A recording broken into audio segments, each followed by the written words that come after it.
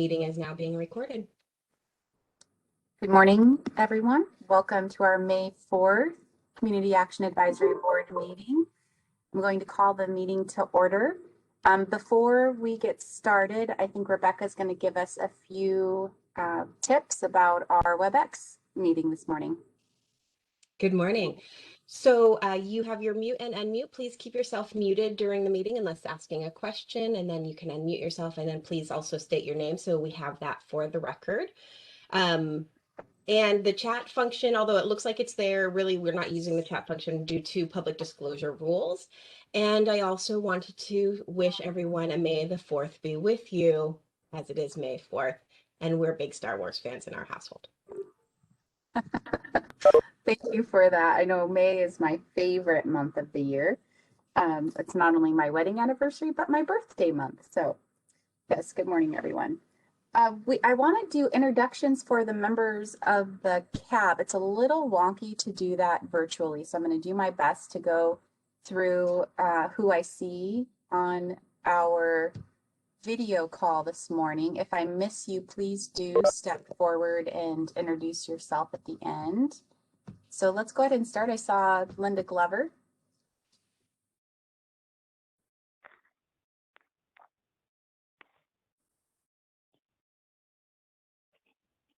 We'll just do brief introductions. You might be on mute, Linda.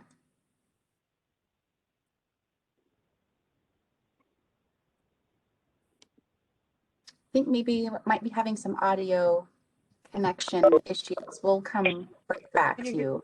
Can you hear me now? You go. Good morning. Okay. Yes. All right. Linda Glover, Mayor Pro Tem of City of Vancouver. Good morning. Thank you, Linda. David. Hi, my name is David Poland. I am a born, raised resident of the City of Vancouver. I am a representative for the deaf community here in Clark County. Thank you, David. Good morning, Amy. Morning. I am on the poverty reduction work group, and what else am I supposed to do? That's just that? Yeah, just an introduction. Okay. Yep. Thank you. And we have two new board members joining us today. Their confirmation won't occur. Hopefully, they'll be confirmed this afternoon by the Board of County Councilors, but I would like to welcome Erica. Erica, would you like to introduce yourself? Yes, I'm Erica Clayson-Hefter, and I'm going to be taking over one of the low-income positions. Thank you, and welcome, Erica. Bridget.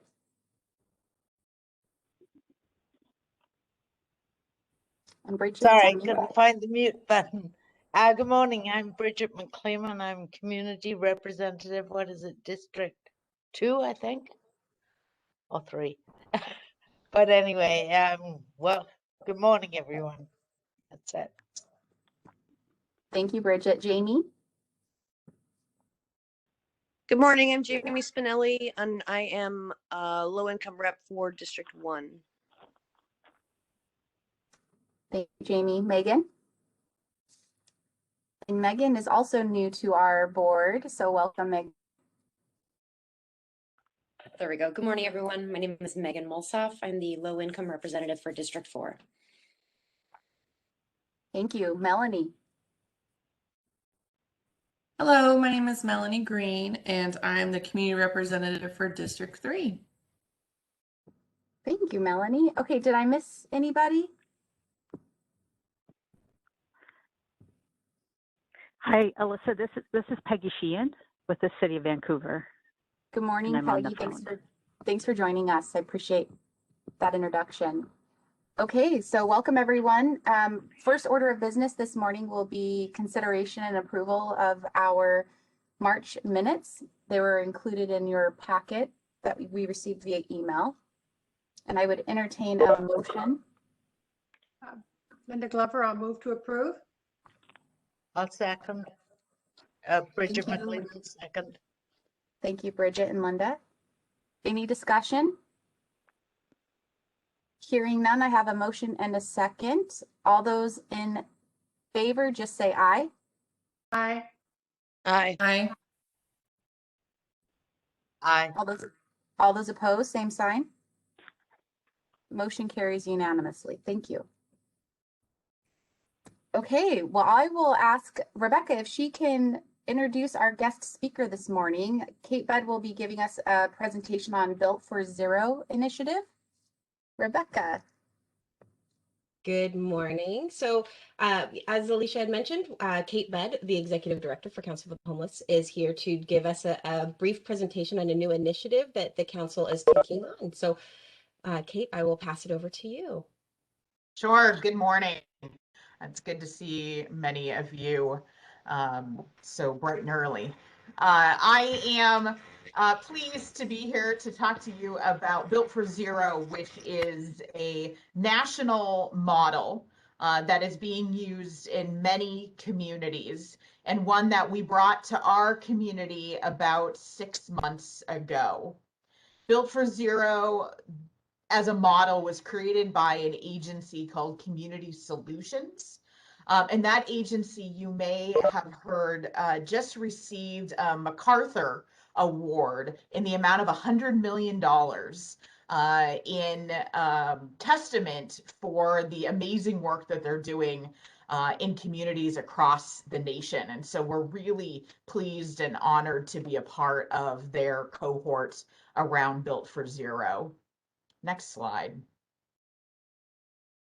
So Built for Xero is a data-driven model with a system-wide focus. So, and when I say system, I'm talking about our local homeless crisis response system, focused on real-time by name lists of different populations of people who are experiencing homelessness. In our community, we have 2 active lists, one for veterans and one's for people who are experiencing chronic homelessness. Built for Xero works with over 80 local communities across our nation, and down in the bottom right, you can see a map of the different communities they work with. The open white circles indicate communities that are progressing the Built for Xero model. The closed circle red communities indicate those that have actually reached what they call functional zero, meaning that the number of people who are moving into homelessness for a specific population is less than the people that they can house from that same population. And so we're excited to see those red dots expanding across the nation. I will also share that we in this region are not alone as far as communities who are progressing this Built for Xero model. Washington and Clackamas counties, as well as Yamhill County, are all utilizing this model. And Spokane County also, which I often compare Clark County to. Next slide. So the continuum of care started to pursue the Built for Xero model over a year ago, being really impressed with the progress that communities have been showing and understanding the value of data and the ability of data to be able to track what's going on within a community and within a system. We brought this idea to the lead agency for the continuum of care, which is the Continuum of Care Steering Committee. And that committee learned more about it, heard from some of the staff at Built for Xero, and said, yes, this is something that we want to do. And so we also were able to get a grant to cover the costs of Built for Xero, which is $10,000. And we received that grant from Kaiser Permanente, which we are greatly appreciative for. So we have 2 by name lists that have been meeting for over 6 months. The by name list idea in our community is one that isn't new to us. We created the veteran by name list, probably 2 years ago now, and have had the chronic homeless by name list meeting for over a year and a half at least. But Built for Xero has brought a level of formality to these groups that has been extraordinarily helpful. They have a prescription that they ask communities to follow. And as a community, we've done an extraordinary job in adopting that prescription and adopting the policies and procedures that they recommend. Our next step as far as by name list is a youth list. We have created it as far as what needs to be done within the homeless management information system. But we're still working on identifying an agency who would be willing to facilitate this youth by name list, and are hoping that Janus Youth is on board sooner than later. Within the next year or so, we also hope to bring on a single adult by name list and a family by name list, recognizing that those two populations are the largest that we have here in the community, and that there's value in tracking them more closely and bringing together agencies that all focus on those particular populations. The purpose of the by name list is to understand how people are moving in and out of the homeless system on an ongoing basis. It allows us to see who within our homeless information system has been entered as experiencing homelessness, and what other agencies in the community are working with those populations. The VA, for example, works very closely with veterans, but they don't enter information into the HMIS system. And so when the VA comes to the veteran by name list, we're able to add the veterans who are experiencing homelessness onto the by name list, as well as get regular bi-weekly updates as to what's going on with those particular veterans. And so it allows us to provide much more accurate information regarding those who are experiencing homelessness on the streets of Clark County. And it also allows us to track our progress and see, how many people have we been able to move from homelessness into permanent housing as we continue to work the lists. Next slide. So here's a snapshot of the agencies that are involved with the veteran by name list. We're really fortunate that the VA, as well as the grantees of veteran-focused programs, are at the table, including transition projects from Oregon and Impact Northwest, who have the supportive services for veteran and their families grant. Down below, there's a little chart regarding what functional zero means and what we're working toward with this by name list, which again, just basically means the number of veterans who are without homes is less than the average number of people that we're housing each month. And the by name list allows us to take a look at that every single time that group meets. In 2020, this by name list group housed 48 veterans, which is impressive and a number that the group is very much looking to increase in 2021. Next slide. So here's a snapshot of the data that we're tracking, or basically the number of people that are on the list each month. And you can see that from December to February, that list continued to rise. And that is kind of a compilation of a number of different reasons. One being that every time the group comes together, they add more veterans to that list, as well as we continue to get better at tracking veterans who are experiencing homelessness. And so the folks we work with at Built for Zero often say that the numbers rise before they start to reduce. And we were fortunate to see the number of veterans reduce pretty significantly in March.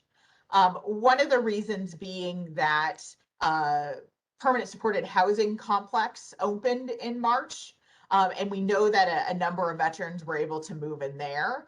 But we also had some really good wins of just having worked with veterans to reduce their housing barriers and saw them move into permanent housing between February and March. Next slide. So this is a snapshot of the agencies that attend the Chronically Homeless by Name list. This is a smaller group of agencies, but what this group has mentioned as a strength is that meeting on a regular basis has brought them to be much more coordinated, and the ability to talk to one another has been really effective at helping to understand, where is each person that they're focused on the list in their process of getting permanently housed, and what's needed in order to reduce their barriers to housing within the next 2 weeks. Kate, I do see someone with their hand raised. Do you want to hold questions until the end, or would you like us to interrupt and ask our questions? Why not? Recognizing I don't have a lot of time, I'll go through this, and I'm glad to take questions after until Rebecca cuts me off. Perfect. Okay, thank you. Thanks, Alicia. So with the Chronic by Name list, what functional Xero looks like and what the group is working toward is that the number of people who are chronically homeless, and what that means is that someone has a disability and they have been experiencing homelessness for at least a year, or have had 4 episodes of homelessness for at least 3 years. And so these are folks that have been on the street for an extended period of time and have challenges related to being able to move back into permanent housing. And so here we're looking to reduce the number of people to 3, or 1/10 of the point in time count numbers. And the point in time count is an annual snapshot of the number of people experiencing homelessness. That unfortunately didn't happen in 2021 due to COVID, but will certainly happen this next year. Next slide. So here's a snapshot of the number of people on the Chronically Homeless by Name list each month. You can see again that we saw kind of a regular number of folks in the last 4 months, and then a pretty significant reduction in March. Again, attributed to that permanent supported housing complex opening, as well as the group just continuing to work with the individuals on that list to reduce their barriers and move them into permanent housing. Next slide.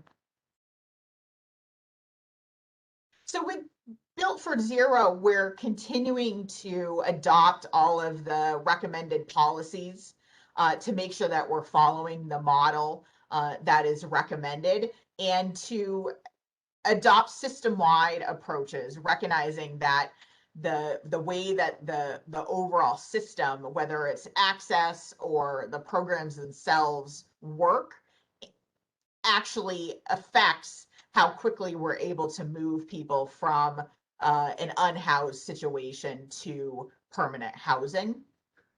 We're laying that infrastructure for a youth by name list, as I mentioned, and looking at what would it take to create a single adult as well as family list. Focusing on actionable changes, whether it's through advocacy or engaging folks with our new Built for Xero system team that'll be up and running in May or June. And then working to advocate with our funders to increase the number of outreach staff that we have in the community. And we know that the county has a request for a proposal for just that.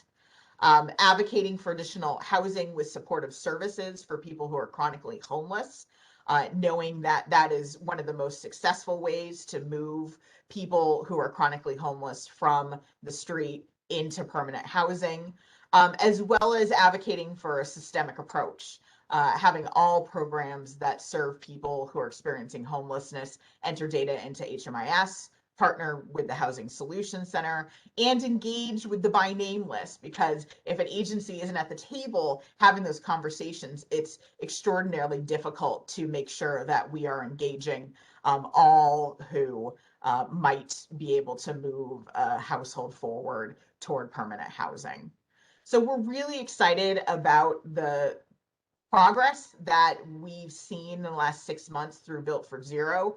Enormously appreciative of all the agencies that engage in the by name lists and then move forward with the action items that have been identified to support clients.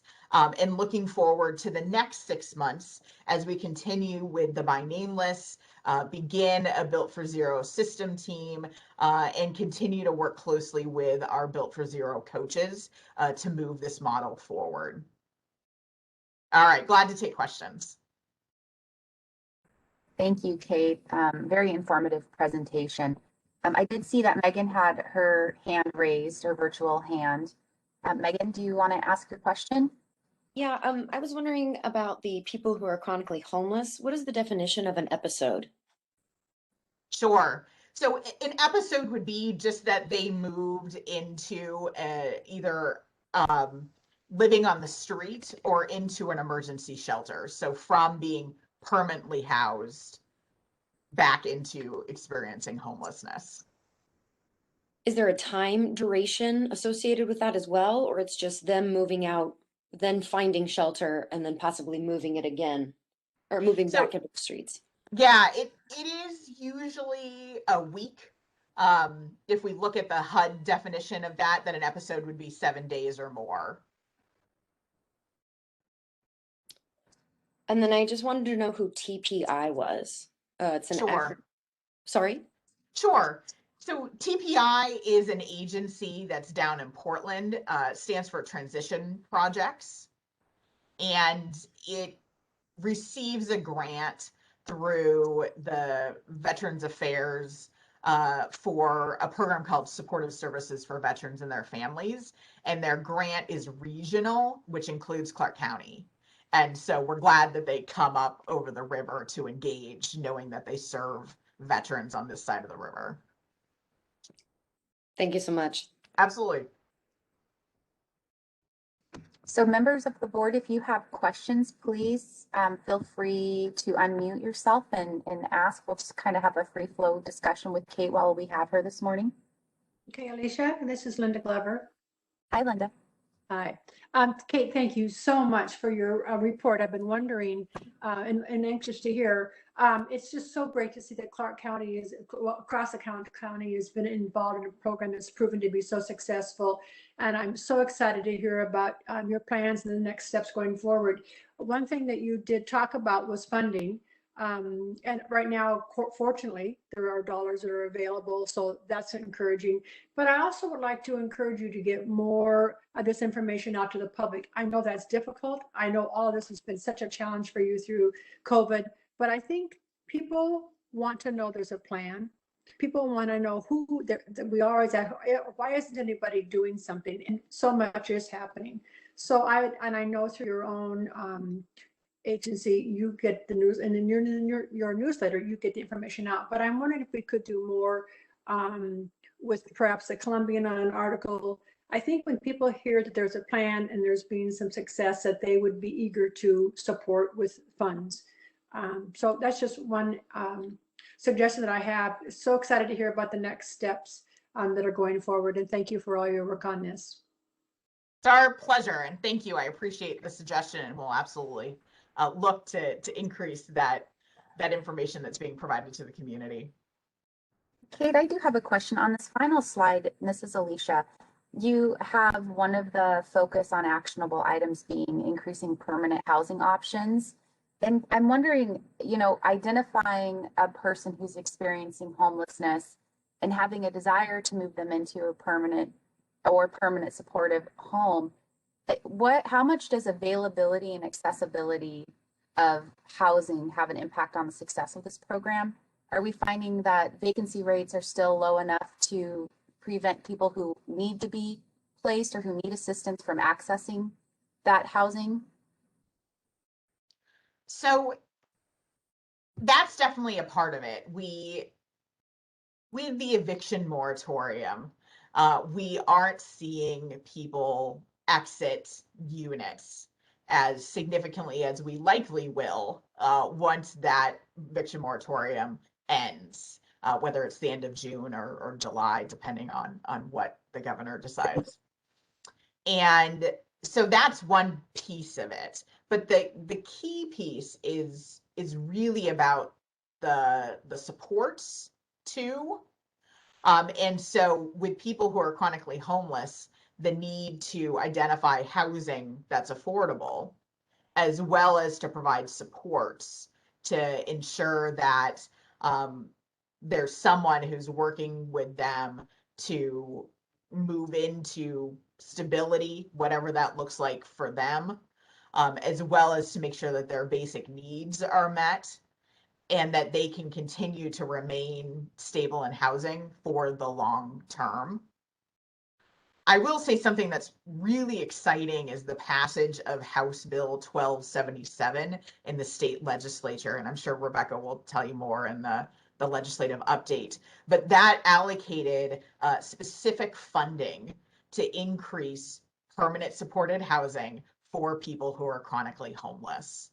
And so that's dedicated funding to support this population in amounts that we haven't seen in the past, amounts of money. So we're really optimistic that this is going to help reduce the number of people who are chronically homeless, and just would encourage that as affordable housing continues to be built, that the lens of those who have the highest needs also be considered, and that the permanent supported housing be created for those with the highest needs, as well as for those who may just have low incomes, whether it's 30%, 50%, or 80%. Can I ask Oh. a question? It's a sort of follow-up question to that. Do we know, with the chronically homeless, do we know what percentage of them need permanently supported housing as opposed to opportunities for regular housing? And what do the numbers look like on need versus availability of permanent supported housing? So the fact is that we have nearly, gosh, I think last time I looked, we had nearly 900 people that were waiting for permanent supported housing in this community. And those would include people who are chronically homeless, or people who just have extraordinarily high barriers, such as behavioral and physical health needs. And when we look at people specifically who are chronically homeless, the vast majority do need permanent supportive housing because their needs are so incredibly high. Okay, yeah. I have a question, Miss Amy. I've seen that on the slides that obviously March was down way more than the other months. Does anything have to do with maybe the stimulants, these people getting $1,400 and putting themselves in hotel and stuff places? Because it seems like a big drop for nothing really to have changed a whole bunch except people getting $1,400, which that's a lot of money for somebody that's homeless. So I think that could absolutely be a piece of it. We also know that folks received stimulus dollars, though it was less in December, too. And I think the fact that the permanent supported housing complex opened plays a part in that.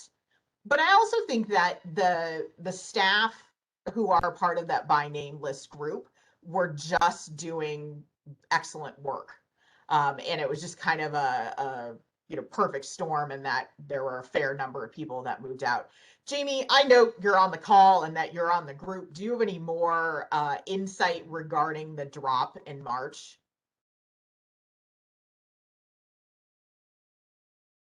Sorry, I had to pull over and park. Oh, It's school drop-off time.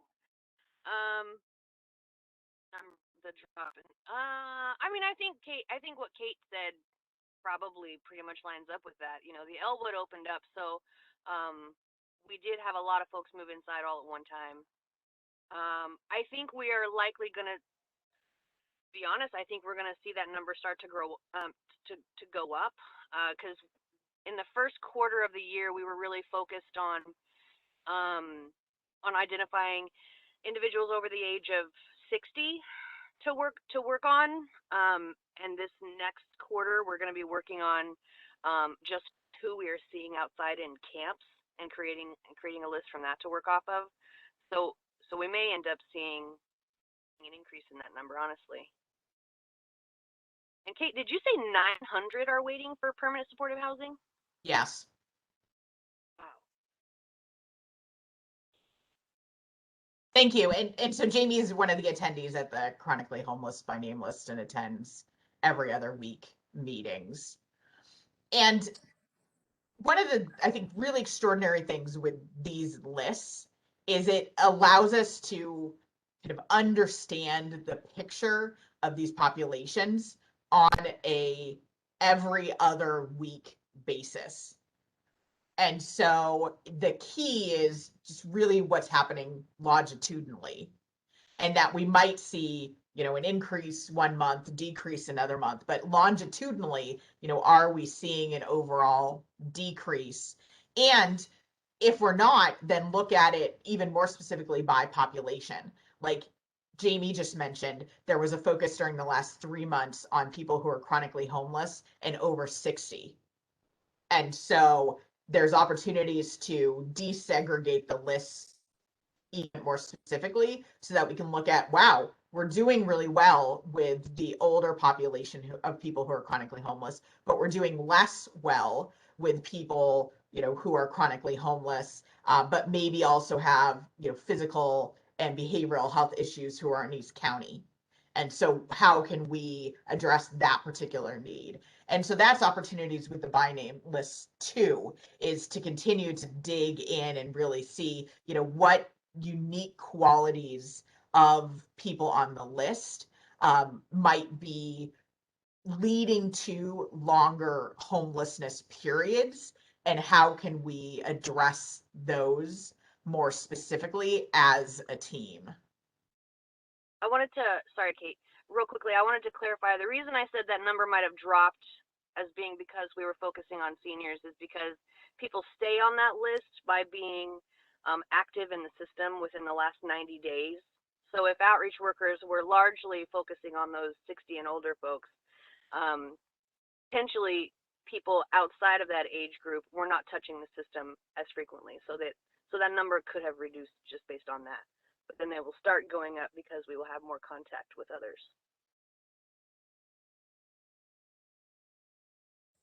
Any other questions for Kate?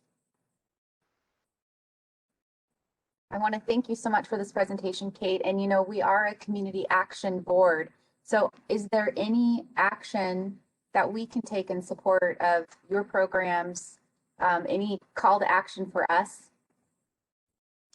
So I think that the point regarding encouraging funders to require systemic approaches is key. You know, entering into HMIS, partnering with the Housing Solutions Center, engaging in the by name list groups is important.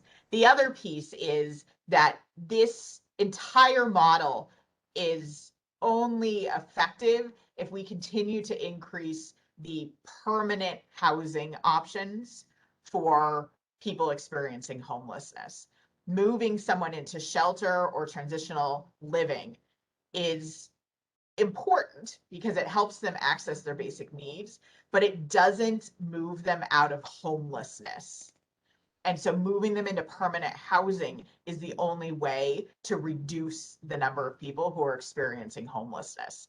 And so as there's advocacy for additional shelter, it's also imperative that there be advocacy for additional permanent housing that's affordable and provides supports for people with the highest needs so that they can stay permanently housed. Thank you for that takeaway. Thank you so much, Kate. And we do have Matt Herman with us today from Public Works. the next item on our agenda is to discuss the transportation system plan and a sounding board recruitment process. So unless there's anything else for Kate, we'll move on to our next item. All right, thanks so much for joining us, Kate. And welcome, Matt. Thank you, and thank you for having me this morning and joining your agenda. So earlier, I believe at the beginning of April, you received an email from Rebecca about our recruitment for a sounding board for the Transportation Systems Plan. Just to give you a brief overview of what the Transportation Systems Plan is it's a bridge between our comprehensive plan, which is our broad plan on how our transportation system serves future growth. And it's a bridge between that and when we construct projects. So it's intended to tell the story of why we do what we're intending to do. Because we're taking on this big project over the next year, we really want to have really guided feedback from the public to inform us the human perspective of transportation in Clark County. So we're recruiting members for a sounding board. The sounding board is going to be made up of various committees and commissions in Clark County. It includes a representative from Commission on Aging, like Pedestrian Advisory Committee, Developmental Disabilities Advisory Board, Development Engineering Advisory Board, Railroad Advisory Board, and others. The sounding board is preliminary scheduled to meet about 10 times over the next year. So it's pretty, it will be a lot of meetings, but we're hoping to make the most efficient use of the sounding board's time. Earlier this month, when we sent out the email, we received feedback from 3 representatives of the Community Advisory Board, Community Action Advisory Board, and those were Dave, Amy, and Rob.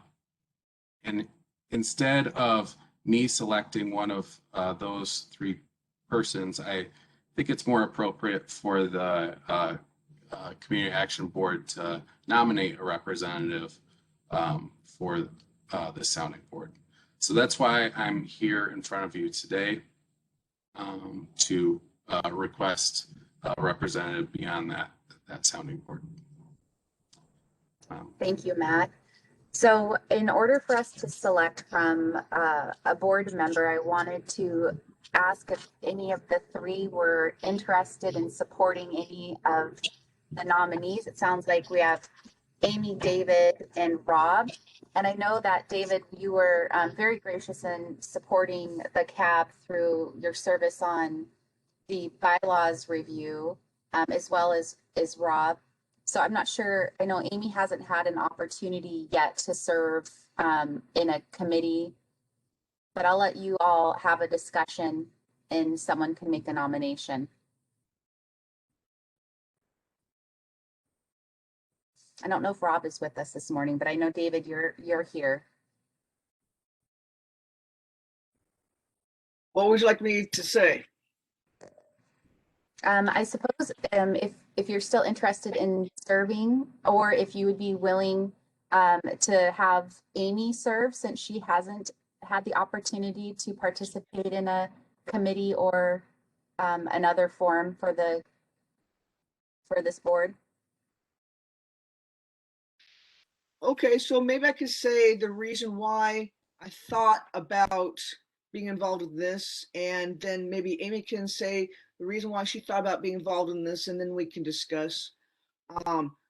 I was born and raised up here, and I have used many different kinds of transportation systems like C-Tran, C-Van. I have also used in Portland their train system. I've used Amtrak, and of course, my grandma used to have a car, so I used to ride with her in the car. And so that's why I was interested in seeing how would I know about the different kinds of transportation systems, having lived here so long, if I would be any benefit of helping them? And so I'm curious to see the reason why Amy was also interested.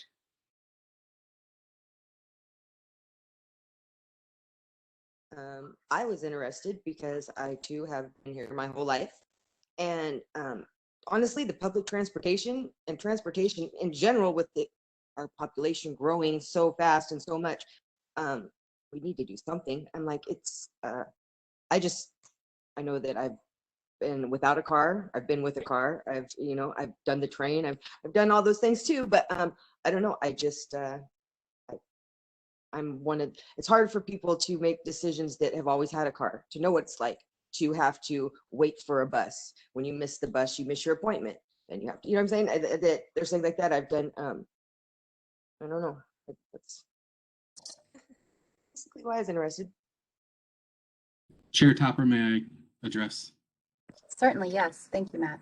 So, Dave, am I correct that you're also on the Developmental Disabilities Advisory Board? No, I'm not on the Developmental Disabilities Advisory Board. No. Oh, okay. I represent the deaf community, and so a lot of times people who are deaf are kind of their issues, their barriers to transportation are kind of ignored. Right. So I think we can take 2 representatives from this board rather than having 3. I think there's an absence from one of the boards that we can have both members from the Community Action Advisory Board serve on the committee rather than making that choice. I know Rob was interested, but he's not on the meeting today. So perhaps we can just move forward with Amy and Dave. Okay, so sounds like there's some flexibility for the 2. Is there anyone who would like to nominate Amy and David? This is So I Melanie. would like, Oh, sorry. Go ahead, Bridget. oh, okay, so I would like to nominate David and Amy to positions on the Transportation System Planning Sounding Board. I'll second that. This is Melanie. I second. Thank you. It sounds like we got 2 seconds. Thank you, Melanie. Okay, so we have a nomination motion and we have a second. All those in favor? Aye. Aye. Any opposition? Anyone opposed? Okay, the nomination passes unanimously. Thank you so much, Matt, for this opportunity to allow us to have a voice on your sounding board. And thank you so much for the whole group for volunteering your time to our sounding board. And I will get your contact information from Rebecca and be in contact with you in the future. Set up meetings. Thank you. Congratulations, Amy. You too, David. Okay, that worked out. It's hard to pick from such well-qualified and passionate individuals. So I'm glad that both can participate on our behalf. Okay, well, we are on schedule and we have an opportunity to talk about our community needs assessment and consider adopting all of that work and approving. So I believe Melanie is going to be providing us an overview since she participated on the task force. All right, thank you. So I just hope everyone had an opportunity to read the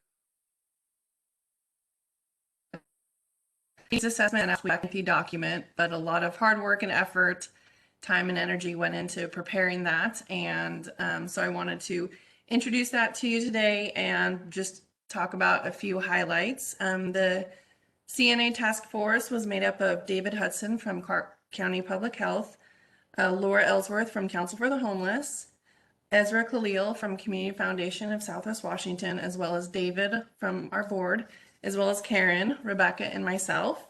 And so we actually started meeting September of 2019 as a task force to look at and review the previous CNA that had been put together, we looked at the survey and made some fine-tuning adjustments from the previous survey based on feedback that we received during that time period.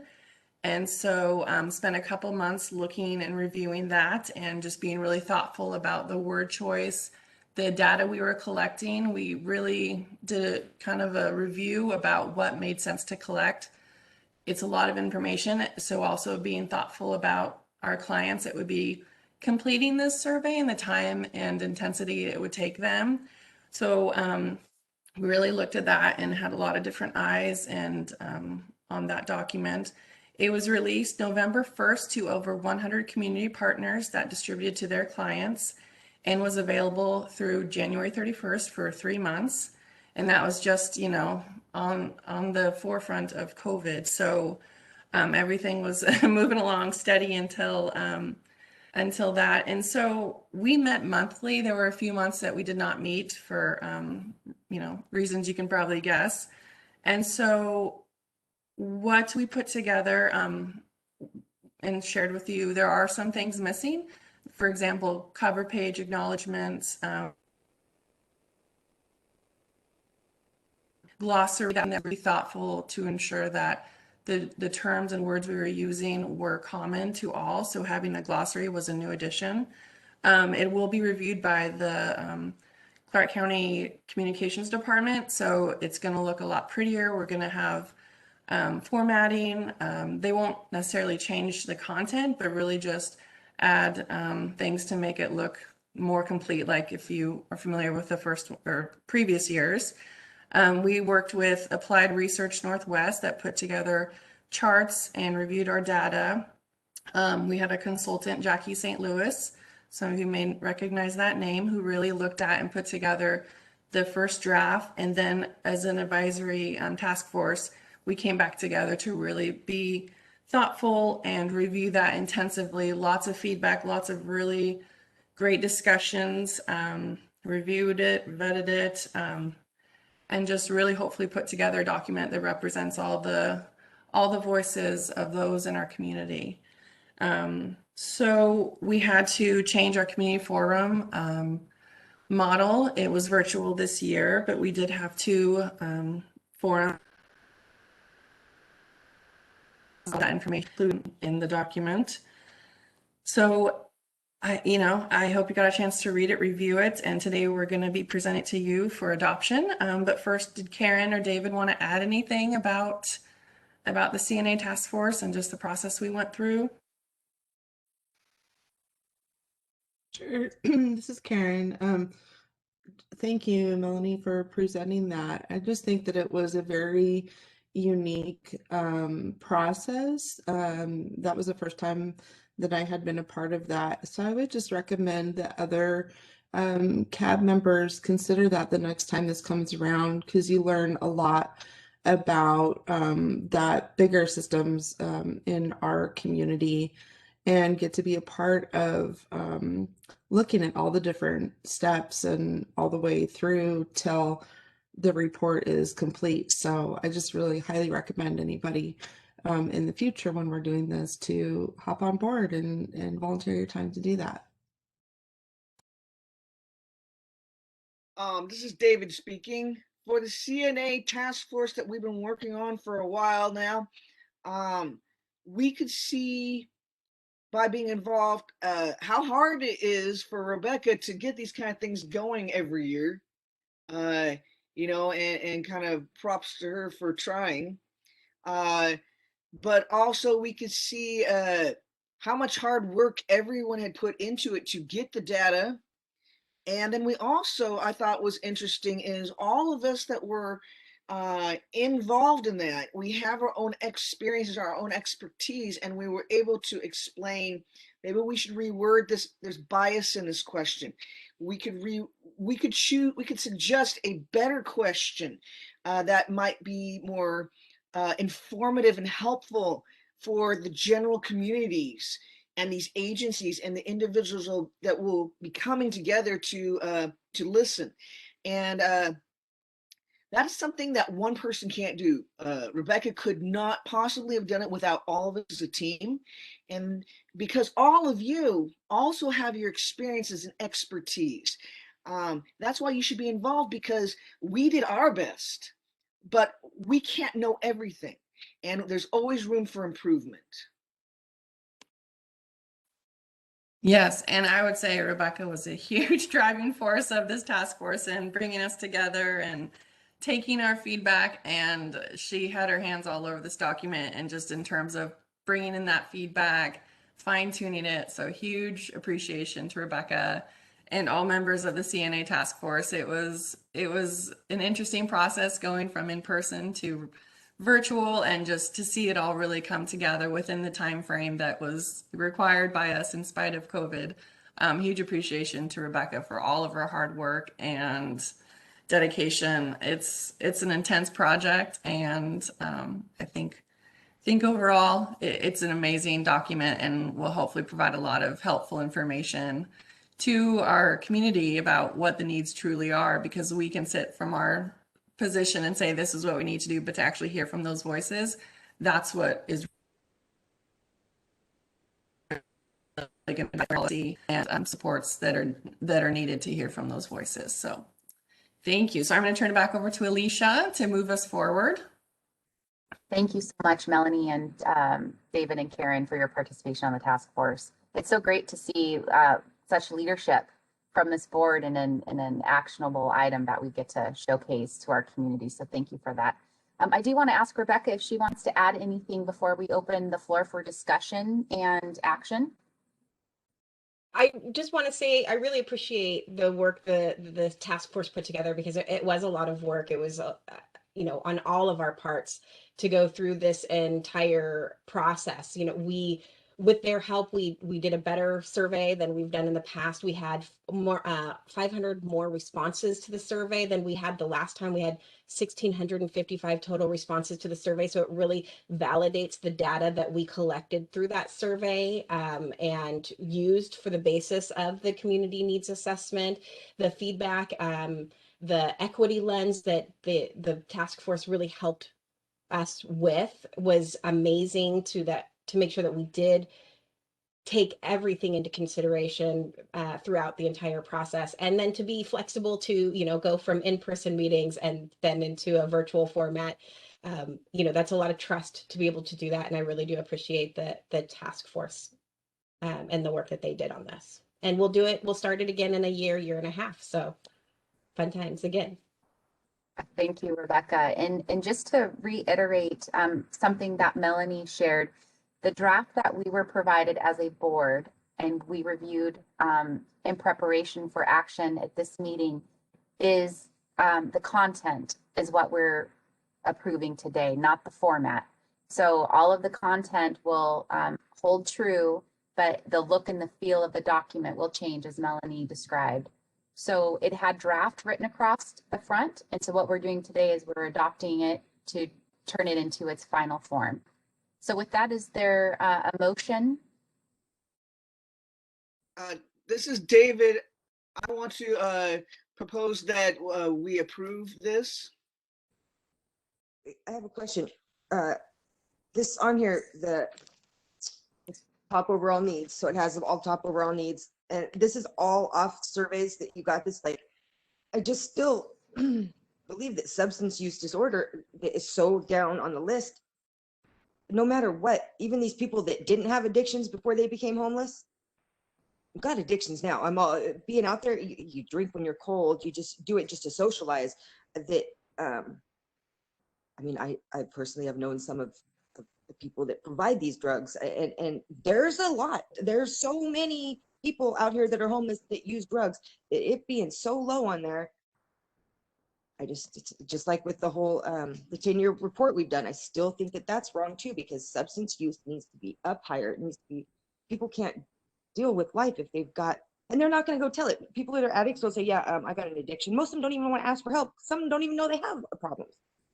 So I don't know. I was just wondering if this all came from surveys. That was my question.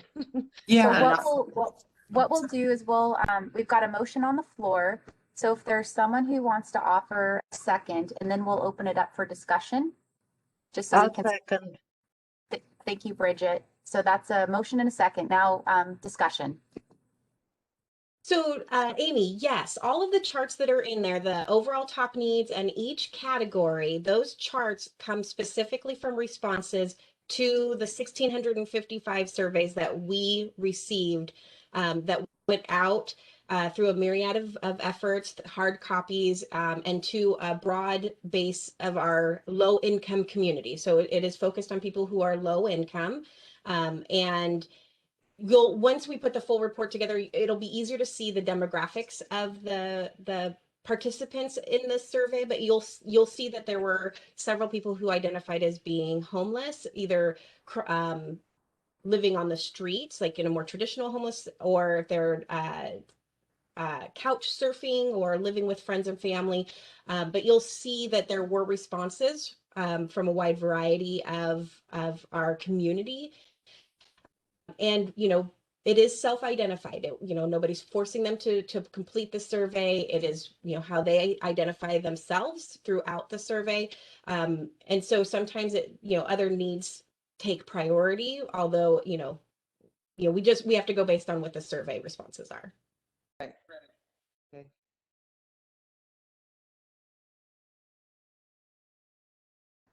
Any other questions or discussion regarding the document?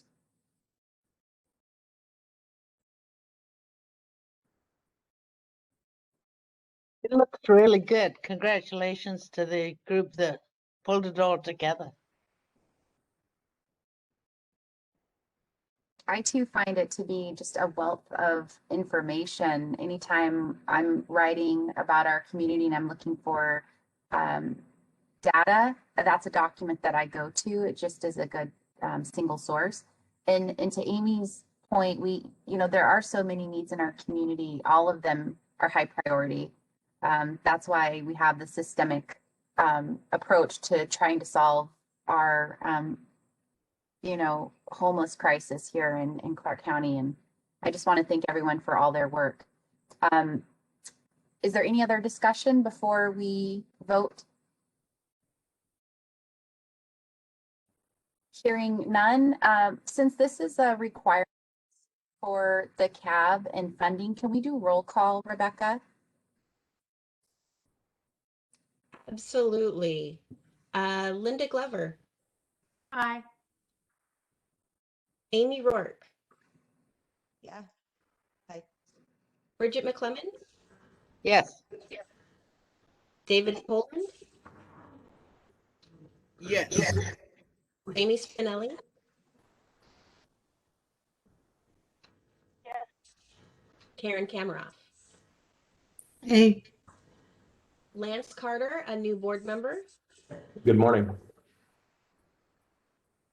Do you approve, Lance? Yes. Melanie Green. Yes. And Alicia Topper. Yes. Passes unanimously. And welcome, Lance. I don't think I caught you this morning for introductions. Good morning. And I see Karen also joined us, and so thank you so much. Okay, motion passes. We have a legislative update, and I know that there was a lot of action both at the state and federal level. And I also, Melanie, nice, I like the clap. Big accomplishment. So Michael, do you want to provide us an update? Yes, this will be brief, and it's actually primarily going to be a state legislative update. And we're going to make this as fast as possible given the amount of time, the amount of content that's in this meeting. But basically, the state legislative session ended Sunday before last on the 24th of April. Our legislators took action on the state operating budget and passed, pretty important legislation. Climate Commitment Act. They established a low carbon fuel standard. They did some police accountability legislation and established capital gains on extraordinary profits. All of that is pretty important. I think I'm mostly going to talk to you about House Bill 1277, which is regarding document recording fees, because that will probably be something that this board specifically is going to be working with at some point in the near future. But basically, 1277 increased our document recording fees. Those are fees that are locally collected on real estate transaction. That is how we fund a lot of our homeless crisis response system. Up to now, the total amount collected per real estate transaction is just over $85. This bill increased those fees by $100, not $200, but by $100. So the total collected will be close to $200 per real estate transaction. And out of this $100 that is going to be collected, and it's permanent, there's no sunset, so this is just the way it is moving forward, about 20% is going to be used for operations of permanent supportive housing. That is very exciting for us because operations of shelter, operations of permanent supportive housing, stability supports, those are all very, very expensive, and having a dedicated revenue source for permanent supportive housing operations, I think, can be extremely helpful to this community. About $12 million of the total collected is going to go to the state for a landlord mitigation fund. Probably 4% of these new document recording fees that are collected for the first 2-3 years, and then they're going to go down to 2% and try to maintain a pool of about $12 million. About $222 million is going to be used, they're calling it for hope and security. It's going to be primarily homeless and low-income housing services and supports. About 133 million of that is going to be for traditional homeless crisis response system interventions such as shelter, rent assistance, case management, outreach, things like that. 88 million is going to be going, what they're calling it, for a new eviction prevention program. That will likely be rental assistance for people who are currently housed. And if the state is going to be establishing benchmarks regarding equity, regarding use of funds, regarding the kinds of interventions that are being done. And they will look at how each locality is doing after about 2 years. And if we're meeting the benchmarks established by the state, we will continue to collect locally and use all the revenue that we've been having access to following those state guidelines. If we're not meeting those benchmarks, up to about 15% of those funds might be taken back, going, instead of staying locally, going to Commerce to be used for a state program, which would be funded by all the localities that are not meeting those state benchmarks. So the reason I'm spending time on that is because, as you know, our homeless crisis response system resources and funds, we make them available to the community on a periodic basis, about every 3 years, via a request for applications. The CAAB is the entity that we lean on to receive the applications, review them, and recommend them for funding. And this will be a funding source that I'm expecting will be included in these requests for applications, that you will be looking for eligible programs to utilize, for services in our local community. Rebecca, is there anything you would add to that? No, this is just really exciting. One of the other key points to the House Bill 1277 is that the document recording fee is permanent. So we've traditionally had to fight to not have funding sunset, so the dollars are permanent moving forward. And so it's really exciting to see such investment in serving those with the biggest barriers to bring them to housing stability. The only other House bill that I would mention that would pertain, we won't be overseeing this, but will affect those that we serve, is the right to counsel, which is we're one of the first states in the nation to have, and that one provides counsel to people going through an eviction process. So it's really exciting to have that legislation passed also. But there is a lot of things that happened this year. And so we've been forwarding on those notifications from the Washington Low Income Housing Alliance. And so I highly recommend that you call and thank our legislators for all of the hard work and the wins that we had for housing stability. And that's all I have for the report. Any questions? Thank you, Michael and Rebecca. Any questions from the board? I wanted to thank those members that took time to go to Virtual Olympia and testify in support of many of the housing bills that were being considered this session. Lending our voice to the decision that legislators have to make really helps them see what the impacts will be at the local level. So I know, Amy, you took time to testify, and thank you to the board for allowing me to sign in on our behalf in support of bills. So hearing no other questions in regards to legislation, we'll move on. I'm sorry, Alicia, can I say just one more thing? Yeah, absolutely. And this is just really exciting. And they're hoping that the virtual format is going to continue because they had overwhelming participation this legislative session.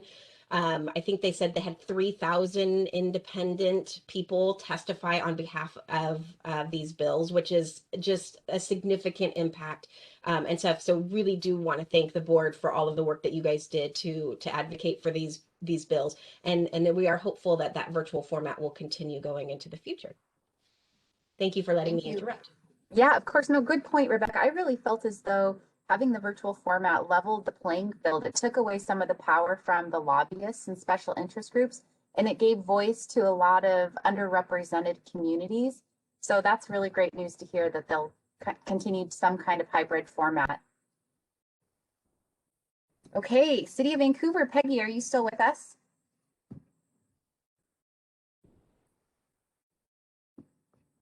Yes, I am with you. Thank you. Hi, Peggy. Sorry. So I shot over an email to Alicia and to Rebecca that has the current affordable housing report. It just lists all the projects that we funded and what their status is. And I just sent it though about half hour ago. So I don't know, Alicia or Rebecca, if you can send it off to people. But in February, the council approved 14 projects and for about $6 million, and 3 of them were a continuation of the temporary shelter that the city's been funding. One is at St. Paul's and then at St. Luke's, and then the exchange recovery. And also a myriad of construction projects, including 2 projects by Gin Gives, which I'm sure you've seen Gin throughout the community. They're a for-profit builder, and they've established a nonprofit arm and are going to be working with the city to construct 2 separate projects through their foundation. Well, that's all I have. Like I said, I sent the list. Feel free to reach out to me if you have any questions about specific projects, and we're happy to share the information. We also have the presentations from each of the projects on the city website. So we recorded it, and their slide deck is on there too if you'd like specific information as well. So thank you so much. Thank you, Peggy. And I think Rebecca will forward that on to the board. Any questions for Peggy while we have her?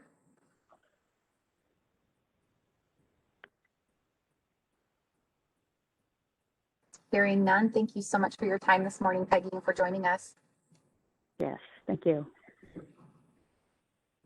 Okay, and Another exciting item, our funding finance report for all funds. We'll welcome Alyssa and Rhonda. Good morning, everyone. This is Alyssa Page, and I will start, and then Rhonda will go after me if she's available. How's everybody doing? Good? Good. So I'm going to go over community action programs. So these were the funds used to fight conditions of poverty, and we're going to go through the amounts spent July through December of 2020. And as you can expect, all the contracts started July of 2020, so we would expect to see on or about 50% spending to date, maybe a little bit lower due to COVID and the pandemic happening. Some of these contracts did also have COVID funds, but we'll go over that later. And I wasn't going to go through and read all of the amounts, but if you guys have any questions on the spreadsheet, you can go ahead and ask. Yeah, and I'll just add in that we will provide this afterwards, and we this is the report that we used to provide you on that really long spreadsheet that was really overwhelming. So we tried to fit what we could into a more, a table that you could, ingest a little bit easier. One other thing I will say is that the July 1 start date is the second year to contract. So some of our agencies who didn't spend out their first year, we allowed them, as long as they had a plan moving forward to spend those funds, to roll them in. So if you go back and look at this PowerPoint from our February meeting where we talked about just the programs and how much they were funded, the contract amounts are going to look a little bit different for those that had what we call rollover funds from the previous year. So for members of the public that are joining us today and that aren't on your email list, where can they obtain the information that they're seeing or hearing about at today's meeting? So all the agenda, the minutes, and the presentation, along with a recording of this meeting, will be made available on the Clark County Community Services Community Action Advisory Board page. It's down near the bottom, but you can see the table for all of our meeting information. Thank you. So I had to question the share hunger response, the 95% spent. Was that just a question of spending out funds and they have other resources? Yeah, we only fund a very small portion of the hunger response program. They have a lot of private dollars and other funds that they actually put into that they get from, I think the city of Vancouver has funded them in the past. And so they spend out their granted dollars first, and then they go into their private dollars. And you'll see that that's also very common with the Clark County Food Bank, because we're only doing part of their Fresh Alliance program. And they're actually, because of COVID, they had an influx of funding from other areas. So that had time specific use. And so you'll see that they weren't spending as much from ours because they're trying to spend out those other dollars. And then we have no doubt that the money will be spent by the end of the contract. There's no concern with those programs.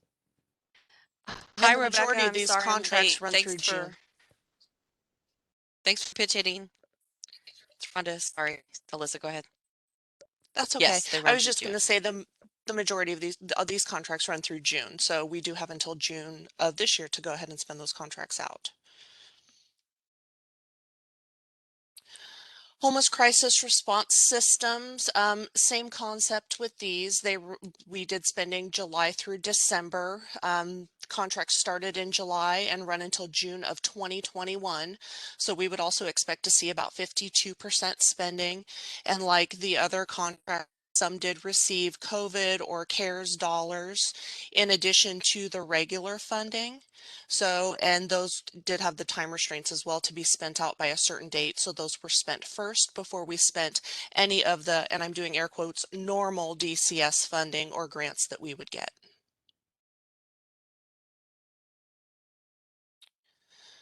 I believe this is just in addition to, you have the CHG funds, House Bill, and other. And in the other spent could be amounts that are coming from public health or CARES funds or COVID dollars as well.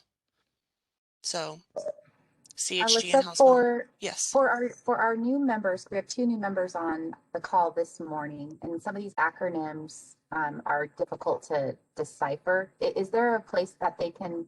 I think in the binder there is a glossary that defines all these terms. So just wanted to throw that out for the new folks that may see these acronyms and maybe not being quite sure what it means.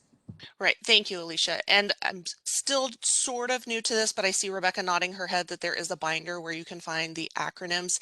CHG is the Consolidated Homeless Grant. And when you see HB, that's House Bill, and those are our local funds that we receive. CHG, the Consolidated Homeless Grant, is a grant that comes from the state.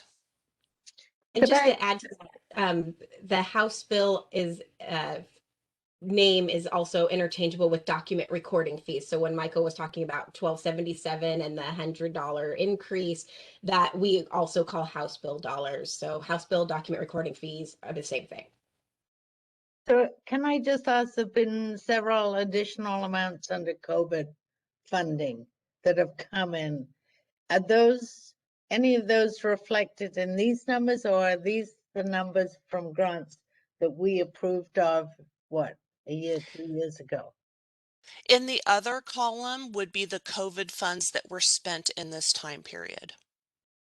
Okay. For these specific programs. There's charts Correct. that have other specific COVID funding that we received.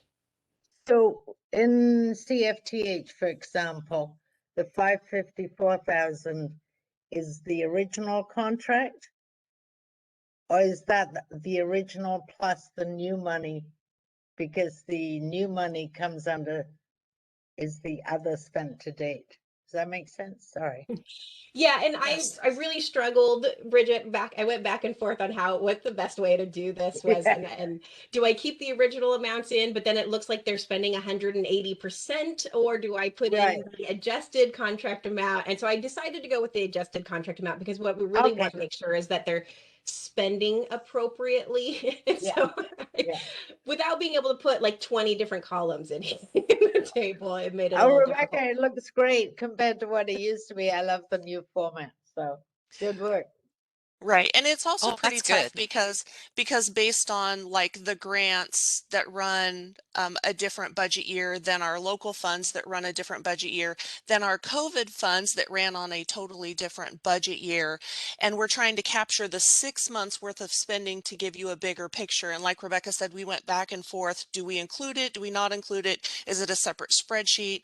So the clearest, most transparent way, we kind of combined everything together so you could see the overall big picture as to what was spent during that 6-month time frame. And so each of those COVID funds have different end dates, right? At least some of them had spend out dates at different times. So are we likely to get an updated report in a few months that show a decline in the end?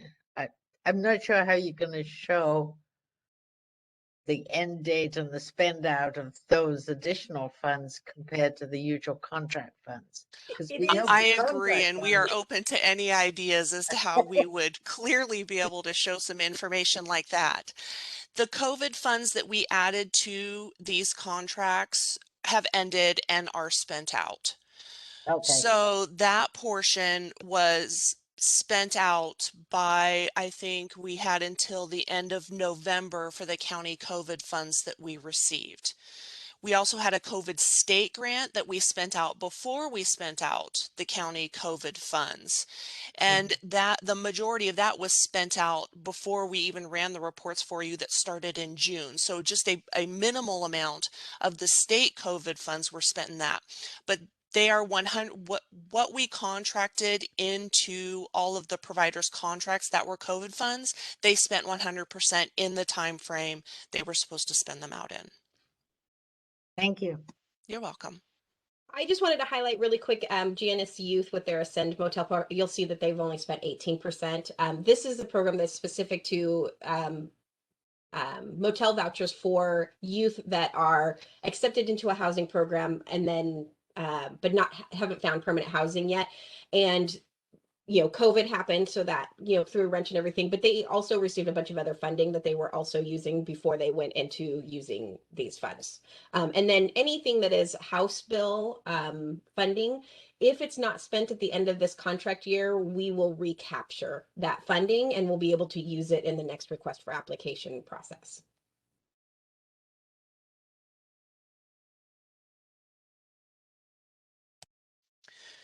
This shelter capacity grant, and this is one of our new grants that we received. We have not started spending on it yet. We went ahead and did a request for application on these funds. We're working to get some fully signed contracts on it.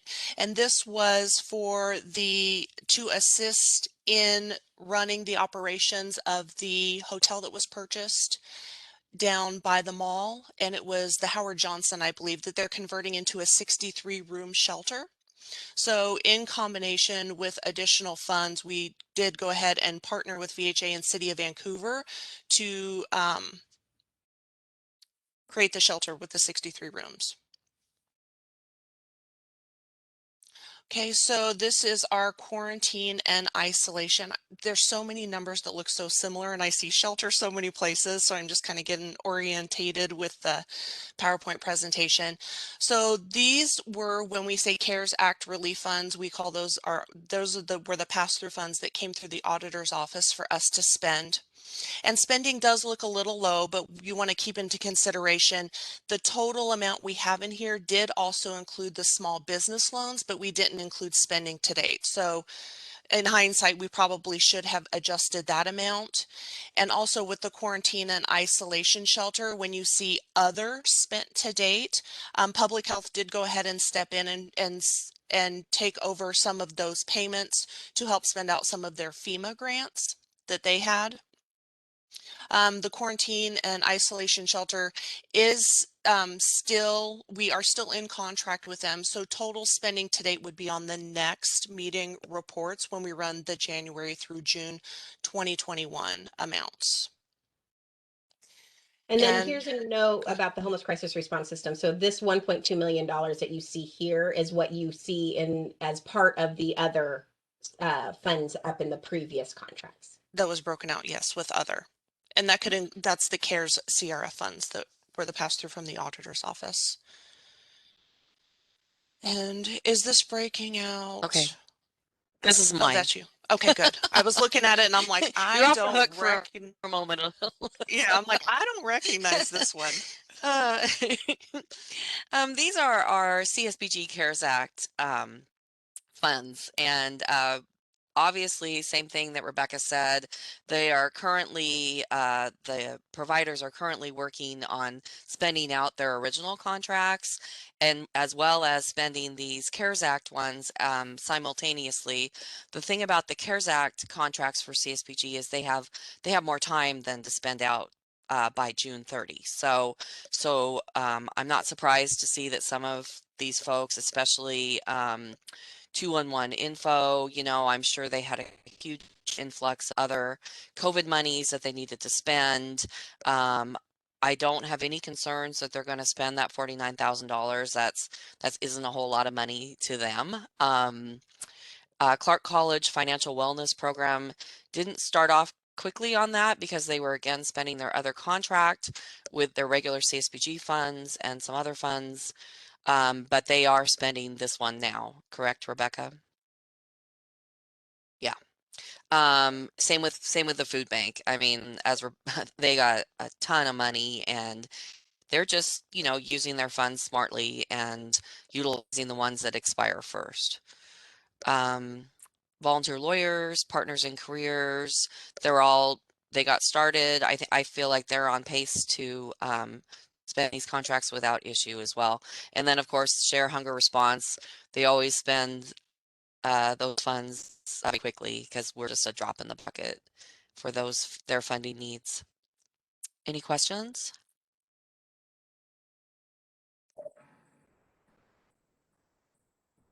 Okay. Okay. Are there more slides? Yeah, I can talk about this one Alyssa. really quick. This is the eviction rent assistance program that was through the state, and this was one that we started back in August.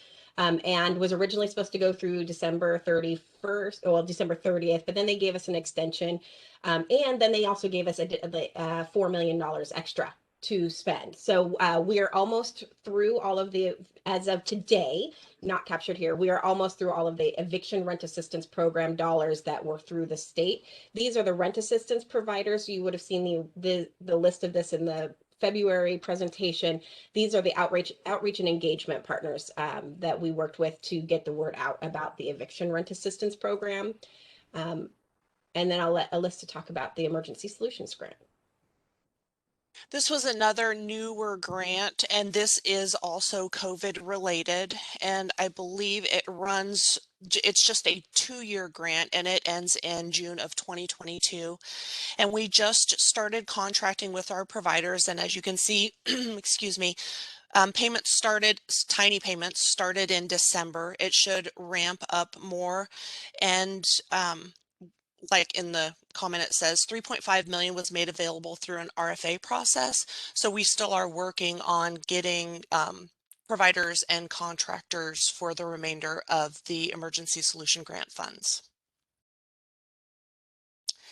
This is the TARA and TRAP funds, which is the emergency rental assistance that came from Department of Treasury, some directly from Department of Treasury, some is passed through from Commerce. And I believe, Rebecca, correct me if I'm wrong, 80% of these funds need spent by the end of September, or 60%? It's 65%, and this program is just getting underway. I just wanted you guys to see that there are contracts that are aware. There's a $30 million program, and funds are actually being spent. So on the next report, you'll see quite a bit of this money spent. And these are the outreach and engagement providers that we're working with, just like with the eviction rent assistance program. I know we only have a couple of minutes left, so I think this is the last slide. And Alyssa didn't even know I put this one together. I did this PowerPoint very, very late last night. But I just wanted to give you an idea of what's been spent in this time frame in the different types of interventions. So data collection and planning, rent assistance in prevention, rent assistance for permanent supportive housing, et cetera. So this just kind of gives you a visual of all of the spending that has happened between July 1st, 2020 and December 31st, 2020. Thank you, Rebecca, Alyssa, and Rhonda. And I know that was a lot of financial information to absorb in a short period of time.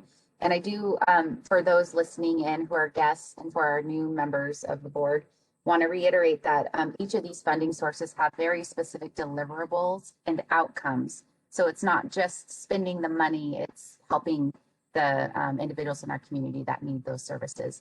And Rebecca does provide a really nice update on the numbers, and so we will see those outcomes at a later meeting. Okay, I think we are going to move on to the next item, and that is our open forum. Is there anyone from the public who would like to comment? Is there anyone from the public on the line today who would like to comment? Hearing none, I'll close the open public forum and have Rebecca touch on other items on the agenda. So every year we have an entire month that celebrates community action. And so we are in the midst of celebrating all of the work that our programs do to provide services for anti-poverty initiatives. The first, if you're connected with our social media, with Clark County social media, hopefully you've been seeing some posts that have been going out to celebrate the achievements of community action across the nation. And those will be coming out periodically throughout the month of May. And then one of the other bigger things to celebrate is a proclamation done by the County Council, and that will be done at 10 o'clock this morning. There's a link to the meeting if you would like to participate. Alicia, David, and Bridget will be there to accept the proclamation on behalf of the advisory board and stuff. So that's exciting stuff that's going on with community action. Thank you, Rebecca. Is there anything for the good of the order from any of the members of CAAB before we adjourn our meeting? This is Melanie. I just want to thank everyone for a very productive meeting and staying on time. I just appreciate your leadership, Alicia, and moving us along, and to everyone that prepared the meeting today. It was very informative and helpful. Thank you, Melanie. Thank you. Okay. Rebecca, No can I- other items. Oh, was there somebody else? Well, yeah, I wanted to know if I could get that link right here sent to me. This is Amy for the meeting today, the council meeting today. So I don't have to type all that out. I'm seeing a thumbs up from Rebecca, and maybe you can include that to the whole board in case folks want to just click the hyperlink. Okay, well, thank you all for joining us. Thank you to the team at the county for all of your great work. We look forward to seeing this finance slides. And with no other business, we are adjourned. Thank you. Thank you, everyone. Thanks.